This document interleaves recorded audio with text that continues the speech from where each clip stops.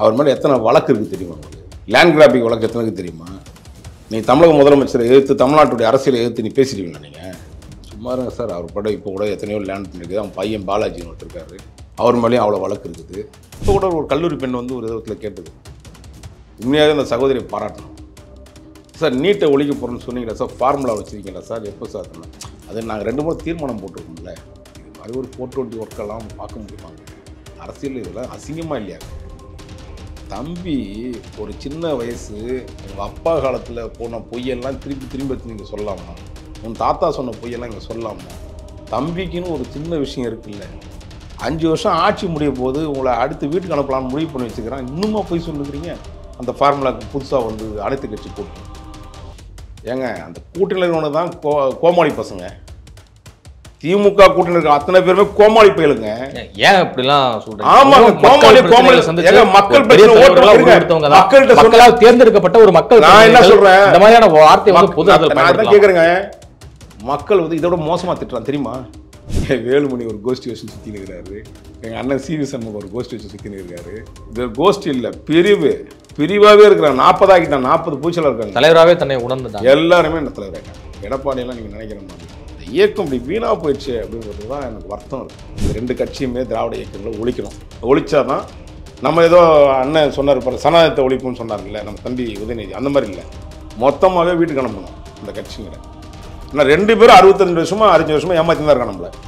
புதுசாக வரட்டும் சார். என் அண்ணன் சீமார் இருக்காரு, அண்ணன் அண்ணாமலை இருக்காரு, வரட்டும் சார். புது விஷயங்கள் வரட்டும் சார். புது ரத்தங்கள் வந்து ஏற்றுட்டு வரான் சார் மக்கள். ஒரு நல்ல அதிகாரி காவல்துறையிலேருந்து வந்து ரிசைன்மெண்ட் வந்து தமிழ்நாட்டில் உலகத்திலேயே 2 வருஷத்தில் தமிழ்நாட்டில் ஒருத்தர் மிகப்பெரிய வளர்ச்சி அடைஞ்சிருக்காரு. அது அண்ணாமலைன்ற ஒரு நபரை தவிர யாராலும் இருக்க முடியுமா சார்? நீங்கள் சாதாரணமாக பிஜேபி வந்து இன்றைக்கி குக்கிராமல் வரையும் பேசுகிறாங்கல்ல, அது காரணம் அண்ணாமலை. அப்படியாப்பட்ட ஆட்களை ஒழிச்சிட்டு நீங்கள் வந்து நயனா நாகேந்திரன் அப்புறம் வேறு எதாவது அசுப்பங்க பண்ணி அவனுக்காக கொடுத்துட்டு இந்த கட்சியை நாசமாக்கிறதுக்கு பார்க்குறீங்க. அது நாசமாக போனால் நமக்கு என்ன இருக்குது? வந்தால் சீமானுடன் வந்தார்னா விஜய்க்கு நல்லதொரு வாய்ப்பு, இல்லைன்னா புஷியாக வந்து கேட்டுக்கிட்டு அவர் குஷியாக இருப்பார், ஆனால் அவங்கள கொண்டு போய் நடுவோட்டில் விட்டுருவார். இதுதான் விஜயுடைய அட்வைஸ் நான் சொல்கிறது.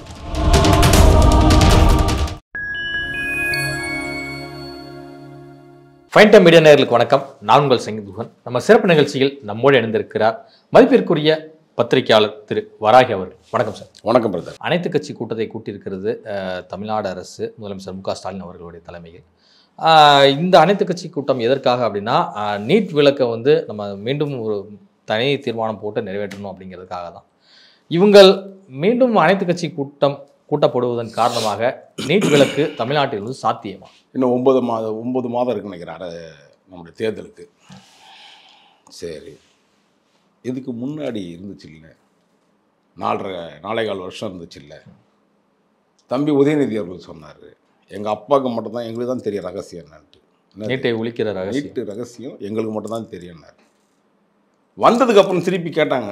இப்போ கூட ஒரு கல்லூரி பெண் வந்து ஒரு விதத்தில் கேட்டது, உண்மையாகவே அந்த சகோதரியை பாராட்டணும் சார். நீட்டை ஒழிக்க போகிறோன்னு சொன்னீங்களா சார்? ஃபார்முலா வச்சுருக்கீங்களா சார்? எப்போ சார்?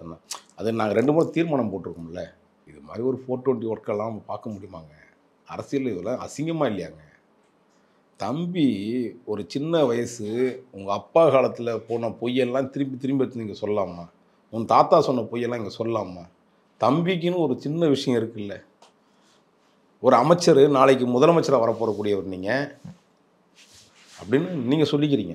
நாங்கள் சொல்லலை, வரணும்னு நானும் விருப்பப்படுறேன் சில விஷயங்கள். ஆனால் இந்த மாதிரி சில மோசமான அதிகாரிகளை வச்சுக்கிட்டு நீங்கள் இந்த மாதிரி கேவலமான வேலைகளை பண்ணிவிட்டு இப்படி ஒரு பொய்யை சொல்லி திருப்பி வந்து மக்களை ஏமாற்றணுன்றது நம்ம தயாராக இருப்பான மக்கள்? யோசிச்சு பாருங்களேன். மக்களை எவ்வளோ மோசமாக நினைக்கிறான்ல.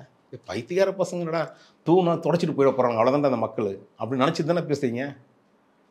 அதானே, என்ன காரியத்து பண்ணாலும் தொடச்சிட்டு போயிடுவாங்க நம்ம ஆளுங்க நினைக்கிறீங்க. அதானே, இன்னுமா மீண்டும் ஒரே பொய் சொல்லிட்டு இருப்பீங்க? 5 வருஷம் ஆட்சி முடிய போது உங்களை அடுத்து வீட்டுக்கு அனுப்பலான்னு முடிவு பண்ணி வச்சுக்கிறான். இன்னுமா போய் சொல்லுக்கிறீங்க?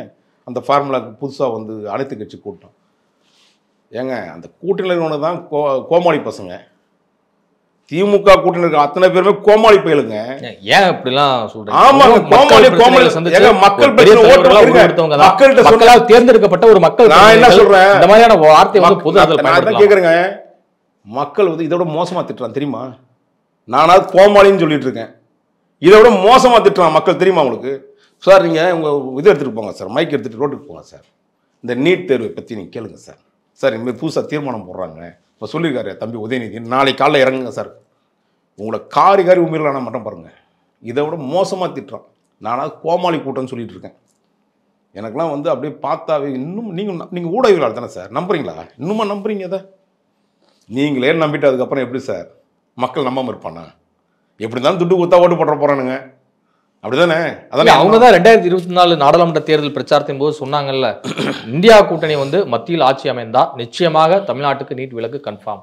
ஓ, அதுதான் ஃபார்முலாவா நீங்க சொன்னது? அதான் வந்து ஃபார்முலான்னு சொல்றாங்க, அதான் ரகசியம். எங்களுக்கு தெரியாம போயிடுச்சு சார். லோக்சபா ராஜ்யசபால வந்து இந்தியா அலையன்ஸ் வந்து கவர்மெண்ட் ஃபார்ம் பண்ணி அதை போட்டோம்னா இங்க வந்து நீட் விலக்கு. தம்பி உதயநிதி அவர்கள் சொன்ன அந்த வீடியோவை தயவு செய்து இதில் போட்டு காமிங்க, போடுங்க சார். நான் சொன்னதுக்கு நான் எதுவுமே சொல்ல வேணாம், நான் கோமாளி கூட்டத்தை சொல்லிட்டேன், விட்டுருங்க, ஓகேவா? நான் தப்பு தான் சொல்லிட்டேன். இந்த கோமாளித்தனமான சீன்லாம் இருக்குல்ல, டைலாக்லாம் இருக்குல்ல, அதை நீங்கள் போட்டு காமிக்கிற மக்கள்கிட்ட. என்ன கொஞ்சம் நினைவுபடுத்தி போடுங்க இந்த வீடியோவை, போடுங்க சார். அப்போ தான் தெரியும் மக்கள் உங்களுக்கு என்ன சொல்கிறான்னு தெரியும். கமெண்ட்ஸில் போய் பாருங்கள் சார், காரி எப்படி துப்புறான்றத. இந்த கூட்டத்தை இன்னும் நம்புறீங்களா சார் நீங்கள்?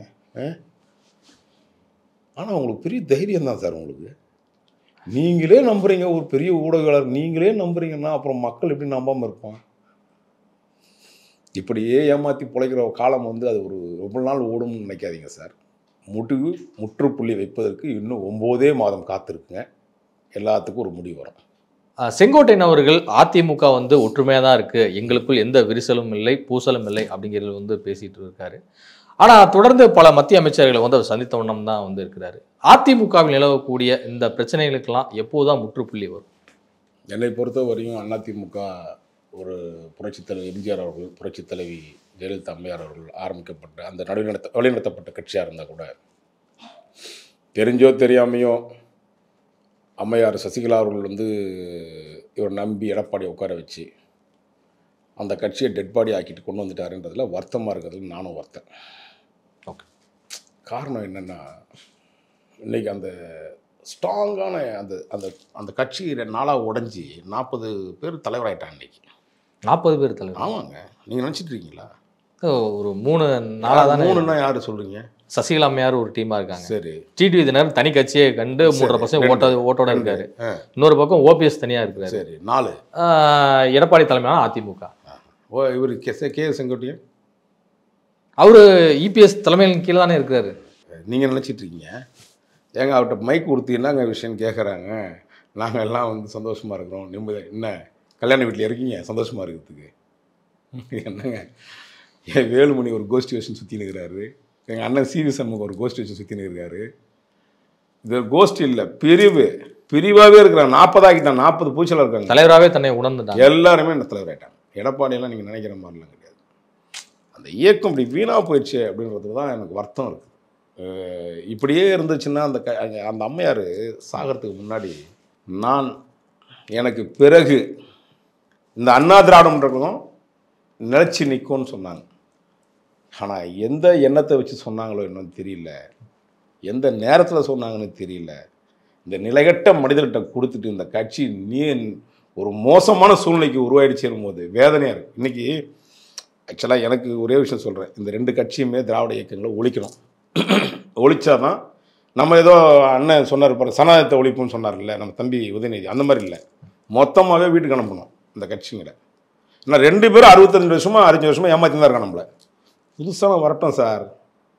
என் அண்ணன் சீமார் இருக்கார், அண்ணன் அண்ணாமலை இருக்கார், வரட்டும் சார், புது விஷயங்கள் வரட்டும் சார், புது ரத்தங்கள் வந்து ஏற்றுட்டு வரான் சார் மக்கள், அதில் வந்து சேரட்டும் சார். சும்மா அதிமுக இப்படியே சொல்லிகிட்டே ஓட்ட வேண்டியது தான் காலத்தை. என்ன இது பாருங்க, செங்கோட்டையனுக்கு நல்லா தெரியும், சைதை துரைசாமி மிக தெளிவாக சொன்னார் அண்ணன். இந்த இயக்கம் இந்த வரை 26 தோத்துருச்சுன்னா மொத்தமாக கடையை க்ளோஸ் பண்ணிட்டு எடப்பாடியன் கோகிட்டே நம்ம வந்து கரெக்டாக சாவியை கொடுத்துட்டு போயிட வேண்டியது தான், வேறு வழி கிடையாதுன்ட்டார். இப்படி தான் நடக்கும். அதிமுகவுக்கு வந்து என்ன நேரம் சரியில்லையா, இல்லை அந்த கட்சிக்கே வந்து இப்படி ஒரு அவப்பேர், ஒரு மோசமான எண்ணத்தை உருவாக்கிடுச்சா? மக்கள்கிட்ட போராடவே இல்லையா சார்? மக்கள் பிரச்சனை எடுத்து அதிமுக கடந்த காலங்களில் போய் பாருங்கள் சார். இப்போ தொடர்ந்து சட்டமன்றத்தில் கருப்பு சட்டை போட்டு வராங்க, கருப்பு பேட்ச் அணிஞ்சிட்டு வராங்க. நடிகன்லாம் அரசியல்வாதி ஆகிட்டான், அரசியல்வாதிலாம் நடிகன் ஆகிட்டான், வேறு ஒன்றும் கிடையாது. இப்படி தான் நாட்டுடைய உண்மையான. நீங்கள் மக்கள்லாம் ரொம்ப தெளிவாக இருக்காங்க சார், நீங்கள் யாரையும் ஏமாற்ற முடியாது. அப்படி ஏமாத்த நினச்சின்னா இந்தமாரி இந்த கஞ்சா கிஞ்சா இந்த அபின்னு புரோன் சுகர் இதெல்லாம் கொடுத்து அதே தான் கொடுத்து போதை மயக்கத்திலே ஓட்டு போட்டால் தான் உண்டு. இனிமேல் திரும்பி வந்தாங்கன்னா அதுக்காக தான் இப்போ தொடர்ந்து நாடு முழுக்க, அதுவும் சென்னையெல்லாம் எங்கே பார்த்தாலும் ஒரே போதை வஸ்தாவே இருக்குது. எல்லா இப்போ பெரும்பாலும் பிள்ளைகளை பார்க்கும்போது பயமாக இருக்குது. அந்த சூழ்நிலை உருவாக்கிடுச்சு. அதனால தான் அந்த சாராய கடையை ஒழிக்க வேண்டிய சாராய கடையே மக்களுக்கு வந்து நீங்கள் எவனையும் யோசிச்சிடக்கூடாதுன்றதுக்காக தான் அந்த சாராய கடையை இன்னும் சாராய தொழில் இதுகளை நடத்திட்டு இருக்காங்க அந்த அரசியல்வாதிகள் மந்திரிங்களும். புரியுதா உங்களுக்கு? ஆனால் இபிஎஸ் ஆட்சியின் போது ஒரு 500 கடைகள் குறைக்கப்பட்டது. செந்தில் பாலாஜி இந்த துறையோட அமைச்சராக பொறுப்பேற்ற போது ஒரு 500 கடைகள் வந்து குறைக்கப்பட்டது. ஸோ அப்படி குறைத்தும் கூட இன்னும் சரி செய்ய முடியலன்னு நினைக்கிறீங்க? ஒரு அறுவை சிகிச்சை செய்ய முடியலன்னு நினைக்கிறீங்க? நான் வந்து அறுவை சிகிச்சைக்கெல்லாம் சொல்ல விரும்பல. குறைக்கப்பட்டதுன்னா எப்படி, இங்கே இருந்த பெரிய கடையை அப்படி சின்னதாக்கிட்டாங்க. நீங்கள் இப்படி இருந்த நேரம் அந்த கடையை இப்படி மாற்றி வச்சுட்டாங்க. ஏன்னா சார் 500 கடை குறைச்சா 50 கடை வச்சேன். இன்னொரு காமெடி ஒன்று போயிட்டுருக்கு சார். அது ஒரு அக்கா, ஒரு சின்ன பொண்ணு இருக்குது. அந்த ஒரு என்னது, இந்த ஒரு பொண்ணு அப்பப்போ வந்து தீக்காக நினைக்கிறேன். அந்த பிள்ளை 5000 பள்ளிக்கூடம் இருக்குது, 500 ஒயின் ஷாப் தான் இருக்குதுன்னு. அது அந்த பொண்ணு பேர் எதோ தெரியல, ஏதோ ஒரு விஷயம் பேசுது. அவன் சின்ன பிள்ளை பாவம் தெரியாமல் வந்து மேடை கொடுத்துட்டானுங்க தீக்காவில். அது தொடர்ந்து இதான் பேசினது. அதுக்கும் ஏதாவது கஞ்சா எதாவது கொடுத்துட்டாங்கன்னு தெரியல, அது தெரியாமல் பேசினது. ஒரு மேடை பேச்சு, ஒரு அரசியல் ஏங்க இருக்கிறதானுங்க சொல்கிறேன். 500 கடை தான் சாராய கடை இருக்கா இன்றைக்கி? நான் கேட்குறேன், சொல்லுங்கள். 500 சாராய கடை தான் இருக்கா? இல்லை, 4800 கடை கிட்ட இருக்குல்ல. அப்போது ஒருத்தன் மறந்து பேசினா அது பேர் என்ன? மதுவின் பேராலோ வேறு ஏதாவது பேர்லையோ சாப்பிட்டு இருந்தவன் தான் சொல்லுவான் அந்த வார்த்தையை. சொல்லுவானா சொல்ல மாட்டானா? அதனால் தமிழ்நாட்டு மக்களை பைத்தியக்காரனை நினச்சிக்கிட்டு திரும்ப எத்தனை நாள் காலம் ஓட்டுவீங்கன்னு தெரியாது. குறைந்த காலகட்டம் தான் இருக்குது. நாட்கள் இன்னும் எண்ணக்கூடிய நாட்கள் எண்ணக்கூடிய சூழ்நிலை தான் இருக்குது. இந்த ஏமாற்று வேலையை தொடர்ந்து செய்தால் 2026 நீங்கள் ஆட்சி பிடிக்கணும்னு தெரியாது, வேறு ஏதோ ஒரு சூழ்நிலையை தான் நீங்கள் உங்களுக்கு காட்டும். நயினார் நாகேந்திரன் டெல்லிக்கு வந்து போயிருக்கிறார். ஆனால் அதே வேளையில் இப்போ அமித்ஷா அவர்கள் வந்து 10ஆம் தேதி இரவு தமிழ்நாடு வருகிறார். அதன் பிறகு தமிழ்நாட்டில் இருக்கக்கூடிய பாஜக தலைவர்களோடு ஒரு ஆலோசனை கூட்டம் தான் நடத்த இருக்கிறார். இந்த வருகை என்பது அதிமுக மற்றும் பாஜக கூட்டணியை உறுதி செய்யும் விதமாக அமைய வாய்ப்பு இருக்கு. எனக்கு தெரிஞ்சு பிஜேபி வந்து ஒரு 18% வாக்குகள் வாங்கியிருக்காங்கன்னு நினைக்கிறேன். அதாவது அந்த கூட்டணியில் வைத்து அண்ணாமலை தலைமையில். எனக்கு தெரிஞ்சு பிஜேபியுடைய வளர்ச்சி என்பது அண்ணாமலை இல்லைன்னா எனக்கு தெரிஞ்சு பிஜேபி மறுபடியும் இந்த 2-3% இருக்குல்ல அந்த இடத்துக்கு போயிடுவாங்க. எவனும் நிற்க மாட்டான். ஏங்க நயினார் அவர் மேலே எத்தனை வழக்கு இருக்குது தெரியுமா உங்களுக்கு? லேண்ட் கிராபிங் வழக்கு எத்தனைக்கு தெரியுமா? நீ தமிழக முதலமைச்சரை எதிர்த்து தமிழ்நாட்டுடைய அரசியலை எதிர்த்து நீ பேசிடுவீங்களா? நீங்கள் சும்மா இருங்க சார். அவர் பட இப்போ கூட எத்தனையோ லேண்ட் இருக்குது. அவன் பையன் பாலாஜின்னு ஒருத்தருக்காரு, அவர் மேலேயும் அவ்வளோ வழக்கு இருக்குது. ஒரு நல்ல அதிகாரி காவல்துறையிலேருந்து வந்து ரிசைன்மெண்ட் வந்து தமிழ்நாட்டில் உலகத்திலேயே 2 வருஷத்தில் தமிழ்நாட்டில் ஒருத்தன் மிகப்பெரிய வளர்ச்சி அடைஞ்சிருக்காரு. அது அண்ணாமலைன்ற ஒரு நபரை தவிர அவர் என்னால் இருக்க முடியுமா சார்? அண்ணன் சீமானது 10 வருஷம் போராடி தான் சார் தமிழ்நாட்டில் யாருன்னு தெரிஞ்சுது. 10 வருஷம் தொடர் போராட்டம் சார். அண்ணாமலைன்ற ஒரு பிராண்டு 2 வருஷத்தை தான் யாருன்னு காமிச்சு அந்த பிஜேபின்ற இயக்கத்தை யாருன்னு தூக்கி நிறுத்தி காமிச்ச அண்ணாமலையை நீங்கள் என்னடா எப்படின்னா, ஒரு பிள்ளைய நீங்கள் பாலூட்டி சீராட்டி வளர்த்து கொண்டு வந்து அவனை அப்படியே பள்ளிக்கூடம் அனுப்பி எல்லாத்தையும் கொண்டு வந்து கல்யாணம் வர்ற நேரத்தில் எங்கள் அம்மா அப்பாலாம் யாரும் வரக்கூடாதுன்னு சொன்னால் எப்படி இருக்கும்? பாயை வளர்த்துருக்காங்க, தாயை வரக்கூடாதுன்னு சொன்னால் எப்படி இருக்கும்? அந்த மாதிரி அண்ணாமலையை வளர்த்துக்கிட்டாரு, தன்னை வளர்த்துக்கிட்டாருன்றதை விட என்ன நிறைய பேர் சொல்கிறாங்க கமெண்ட்ஸில். இல்லை, அவர் தான் வந்து சொல்கிறாரு இது மாதிரி நான் தலைவர் போட்டியில் வந்து நான் இல்லை அப்படிங்கிறது. அதுதாங்க சொல்கிறேன். தனக்கு வந்து அவர் ஒரு தன்னுடைய வழியை தன் குடும்பத்தை எல்லாம் வருத்திக்கிட்டார். நம்ம ஒரு தலைவன் அவர் சாதாரண விஷயம் கிடையாது. நான் எப்பவுமே ரொம்ப யோசிக்கிறேன். அண்ணன் சீமான் அவர்களுக்கும் பாருங்கள், அண்ணாமலையரும் பாருங்கள், தன்னை வருத்திப்பாங்க. குடும்பத்தை வந்து பார்க்க முடியல தெரியுமா அவங்களுக்கு? நேற்று இங்கே சென்னையில் இருக்கார், அடுத்த நாள் இதில் இருக்கார், திருச்சியில் இருக்கார், அடுத்த நாள் வந்து மதுரையில் இருக்கார், அடுத்த நாள் ராம்நாட்டில் இருக்கார். ஏங்க குடும்பம் குழந்தையே இல்லையாங்க அவங்களுக்குலாம்? இந்த 4 மாதம் செருப்பு உடம்பு சுற்றிருக்காரு அண்ணாமலை. புரியுதுங்களா? அந்த உழைப்புக்கு ஒரு மரியாதை வரணும்ல. என்ன பிஜேபியாக ஓட்டு போட்டாங்க எவனா இந்த வாட்டி? அண்ணாமலைன்னு ஒரு பிராண்டு சார். அந்த பிராண்டுக்கு தான் அந்த ஒரு செயல்பாடு மக்கள்கிட்ட ஒரு ஈர்ப்பு, இளைஞர்கள்ட்ட ஒரு ஈர்ப்பு. அந்த ஈர்ப்பை வைத்து தான் இன்றைக்கி அண்ணாமலை 18% வாக்குகள் பிஜேபி கூட்டணியில் வாக்க முடிஞ்சது. அண்ணாமலை பிராண்ட் இல்லைன்னா பிஜேபி இது மீண்டும் 3% தான், நோட்டோவுக்கு கீழே தான் இருக்கும். இதுதான் என்னுடைய நான் பார்த்த அரசியலில் சொல்கிறேன். அப்போ அமித்ஷாவுடைய வருகை என்பது அப்போ பாஜக தலைவர் மாற்றம் இல்லை அப்படின்னா யாராவது போட்டியின்றி தேர்வு அப்படிதான் எடுத்துக்கணும். சார் எனக்கெல்லாம் தெரிஞ்ச அண்ணாமலை இப்போ கட்சி ஆரம்பித்தா கூட சரி சார், தனி ஒரு கட்சி ஆரம்பித்தா கூட அவருக்கு 10% வாக்குகள் வாங்குறதுக்கான எல்லா விதமான செல்வாக்கும் மக்கள்கிட்ட இருக்குது சார். அதான் உண்மை. தனித்து கட்சி தான். ஆமாம், கண்டிப்பாக தனித்து கட்சி ஆரம்பிக்கணும்னு நானே விருப்பப்படுவேன். நான் எந்த அரசியல் கட்சியும் கிடையாதுங்க, புரியுதுங்களா? எனக்கு இந்த தமிழ்நாட்டில் சுயமாக வளர்ந்த தலைவர்களை பார்த்தா எனக்கு ரொம்ப பிடிக்கும். ஒன்று ராமதாஸ், மருத்துவர் ராமதாஸ் சுயமாக வளர்ந்தவர். அந்த வளர்ப்பு தப்பான வளர்ப்பாக வளர்ந்தது, அதுதான் எனக்கு யோசிப்பேன். அது என்னென்னா சாதி ரீதியாக மத ரீதியாக சாதி ரீதியான பிரச்சனை கையில் எடுத்து அது ரொம்ப கலவரம் ஆகுதுன்னு சொன்னாலும் தான் ராமதாஸை நான் ஏற்றுக்க முடியல, புரியுதுங்களா? ஆனால் சீமான் என்ற ஒரு அவர் ஏதோ வந்து சீமானோன்னா உடனே அவர் இது பெரிய வசதி வாய்ப்பான குடும்பத்தில் ஒரு குக்கிராமத்தில் பிறந்து வளர்ந்து ஒரு சினிமாவுக்காக திருப்பி வந்து ஒரு இயக்கத்தை ஒரு இயக்குநர்கள் 4-5 படம் பண்ணி திருப்பி அவர் யாருன்னு காமிச்சு அந்த படங்களில் தம்பின்னு ஒரு படம் இருக்கு பாருங்கள், பார்த்துட்டீங்களா? ஒரு பால் குடிக்கிற குழந்தை மாதிரி இருப்பார் மாதவன். அவர் ஒரு மிகப்பெரிய போராளியாக அந்த படத்தில் காமிச்சு அந்த மாதிரி அந்த இயக்கத்திலேருந்து அந்த ஒரு இயக்கத்தை ஆரம்பித்து அந்த இயக்கம் வந்து ஒரு மிகப்பெரிய வலிமையான இயக்கமாகி தமிழ்நாட்டில் 3வது ஒரு இயக்கம் வந்து பெரிய கட்சின்னு சொல்கிற அளவுக்கு கொண்டு வந்து இன்றைக்கும் அந்த கட்சியை இன்னொரு அடுத்த கட்டத்துக்கான சில நிலைப்பாட்டில் கொண்டு போகிறதுக்கு இனிவரையும் நான் தனியாக தான் இருப்பேன், எந்த விதத்துலையும் நான் எவனை கூட்டணி வைக்க மாட்டேன்ற அந்த துணிச்சலான பேச்சோட இன்றைக்கும் அந்த கொள்கை பிடிப்போட ஒருத்தர் போயிட்டு இருக்காருன்னா அது சீமானால் மட்டும்தான் முடியும் சார். அது பிறகு ஒரு இயக்கம் இருந்தாலும் கூட அந்த இயக்கத்தை அவர் ஒரு ஒரு வீழ்ந்து கடந்த இயக்கத்தை வீழ்ச்சியான ஒரு இடத்தை கொண்டு வந்தது யாரு? மிகப்பெரிய வீழ்ச்சி கொண்டு வந்தது யாரு? அண்ணாமலைன்ற ஒரு நபர் தான். மிகப்பெரிய வளர்ச்சி சார் அது. நீங்கள் சாதாரணமாக பிஜேபி வந்து இன்னைக்கு குக்கிராமலோட பேசுகிறாங்கல்ல, அது காரணம் அண்ணாமலை. அப்படியாப்பட்ட ஆட்களை ஒழிச்சிட்டு நீங்கள் வந்து நைனா நாகேந்திரன் அப்புறம் வேறு எதாவது ராசுப்பங்க பண்ணி அவனுக்காக கொடுத்துட்டு இந்த கட்சியை நாசமாக்கிறதுக்கு பார்க்குறீங்க. அது நாசமாக போனால் நமக்கு என்ன இருக்குது? விஜயவுடைய அரசியல் வருகை வந்து பல கட்சி இளைஞர்களிடம் வந்து பெரிய மாற்றத்தை ஏற்படுத்தி இருக்கிறது.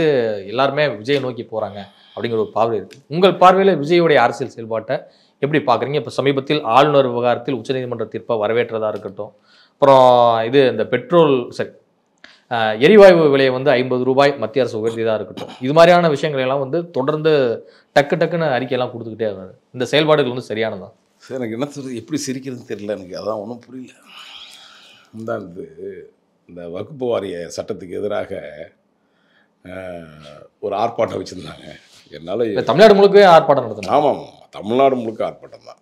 என்னங்க நான் அது என்ன சொன்ன கோமாளின்னு சொன்னால் அது கோச்சிக்கிறீங்க. சரி, ஒரு காமெடியாக ஒருத்தர் வந்திருக்காரு. யார்? அந்த பொதுச் செயலாளர் குஷி